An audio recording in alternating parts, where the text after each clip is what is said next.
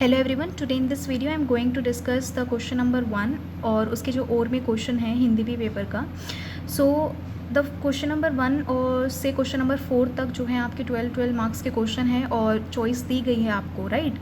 और जो आपका क्वेश्चन नंबर 5 है उसमें से आपको एक करना है। आई थिंक क और ख दिए हुए हैं, उसमें से आपको किसी एक पर टिप्पणी करनी है और वो 7 मार्क्स का है। और जो आपका क्वेश्चन नंबर 6 है उसमें आपको व्याख्या करनी है।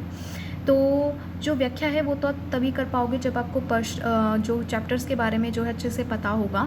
तो मैं जो है आपको question number 1, question number 2, question number 3 और क्वेश्चन नंबर 4 कराऊंगी, राइट। सो क्वेश्चन नंबर 1 है, हिंदी गद्य के विकास के कारणों पर प्रकाश डालिए। I am thoroughly read the answers for you all so that you can not come across any confusion, right. कहानी आधुनिक हिंदी गद्य की एक समर्थ एवं लोकप्रिय विधा है। इसे जिस अर्थ में आज मान्यता प्राप्त हुई है वह आधुनिक युग की ही देन है। इसके विकास में प्राचीन भारतीय कथा साहित्य एवं लोक कथा साहित्य का सम्मिलित प्रभाव देखा जा सकता है।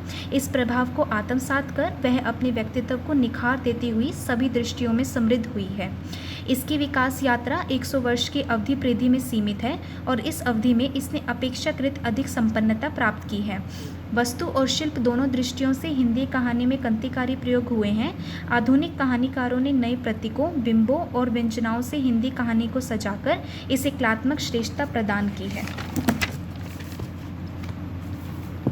आधुनिक ढंग की कहानी से पूर्व ईसा की 19वीं शती के आरंभ में सैयद ईशा अल्लाह खां की कहानी रानी केतकी की कहानी मिलती है।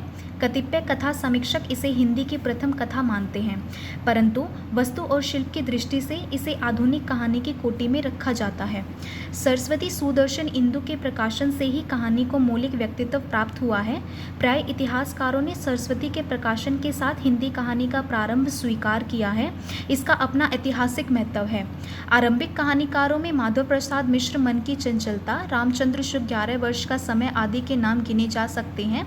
सन 1909 में काशी से हिंदू का प्रकाशन और इसके माध्यम से जयशंकर प्रसाद की भावात्मक कहानियाँ प्रकाश में आई। इसी समय प्रेमचंद की उर्दू कहानियाँ ज़माना में प्रकाशित हो चुकी थी। सन 1918 में काशी से हिंदी गल्प माला के प्रकाशन से हिंदी कहानी के कलात्मक विकास को गति मिली।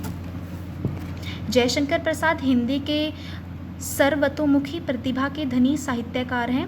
प्रसाद की प्रतिभा ने कविता, नाटक, उपन्यास, कहानी और निबंध के क्षेत्र में अपना चमत्कार दिखलाया है। इनकी प्रथम कहानी ग्राम सन 1911 में प्रकाशित हुई थी। प्रसाद की कहानियों में इनके कवि, नाटककार, निबंधकार तीनों रूपों को देखा जा सकता है। इनकी कहानियों की पात्र योजना, घटना विधान, थीम तथा भाषा सभी में कल्पना और भावुकता भरी हुई है। प्रसाद जी से मिलती जुलती भाव प्रसान्न कहानियाँ राय कृष्णदास, विनोद शंकर व्यास आदि ने भी लिखी है। इस प्रकार प्रसाद तथा उनके समसामयिक भावप्रवण कहानीकारों ने कल्पना और भावना प्रधान आदर्शवादी कहानियों की सर्जना की है। अथवा में जो प्रश्न है, संस्मरण के विकास क्रम का सामान्य परिचय दीजिए। संस्मरण हिंदी साहित्य की नवीन विद्या है, इसका अभी प्रारंभ ही समझना चाहिए। स्वरूप: भावुक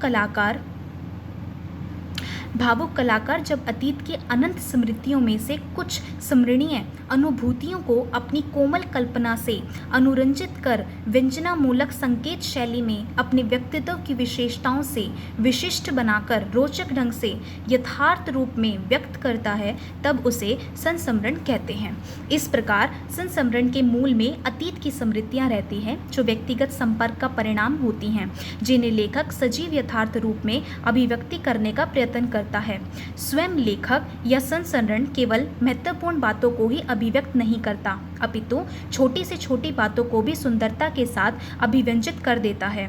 इसमें कल्पना का पुट कम और तथ्य का तत्व अधिक रहता है, क्योंकि इसमें लेखक उसी का वर्णन करता है जिसे उसने देखाव अनुभव किया है। संस्मरणकार में सहानुभूति, सहज स्वाभाविकता की शक्ति आदि गुणों की अपेक्षा होती है। संस्मरण और रेखाचित्र: संस्मरण और रेखाचित्र दोनों समक्ष विधाएं हैं। दोनों विधाओं का आधार अतीत की स्मृतियों पर होता है, किंतु योजना की दृष्टि से दोनों में अंतर है। रेखाचित्र चारित्रिक चित्र होता है, जबकि संस्मरण केवल चित्र मात्र न होकर चरित्र का दर्पण भी होता है। संस्मरण और जीवनी में भी बड़ा साम्य है। दोनों अतीत जीवन को यथार्थ रूप में चित्रित करने का प्रयास करते हैं, किंतु दोनों की चित्रण कला में अंतर होता है। संस्मरण और आत्मकथा दोनों भिन्न विधाएं हैं। संस्मरण में बाह्य घटनाओं पर बल दिया जाता है, जबकि आत्मकथा में समग्र चरित्र पर, जिसमें बाह्य घटनाओं का भी योग हो सकता है। संस्मरण और निबंध। निबंध लेखक की वस्तु, व्यक्ति, घटना आदि किसी एक वस्तु से संबंधित क्रियाओं और प्रतिक्रियाओं का संक्षिप्त व्यवस्थित रूप है, जबकि संस्मरण अतीत की घटनाओं पर आधारित है। हिंदी में संस्मरण साहित्य। हिंदी में संस्मरण लिखने का प्रवर्तन द्विवेदी युग से ही हो गया था। संस्मरण लिखने की कला का विकास सर्वश्री, बनारसी दास चतुर्वेदी, श्री राम वृष्क, बेनीपुरी की रचनाओं में दृष्टिगत होता है। यात्रा संबंधित पुस्तकों में भी संस्मरण की छुटपुट झलक देखने को मिलती है। पदम सिंह शर्मा, श्री राम शर्मा आदि ने भी उच्च कोटि के संस्मरण लिखे हैं।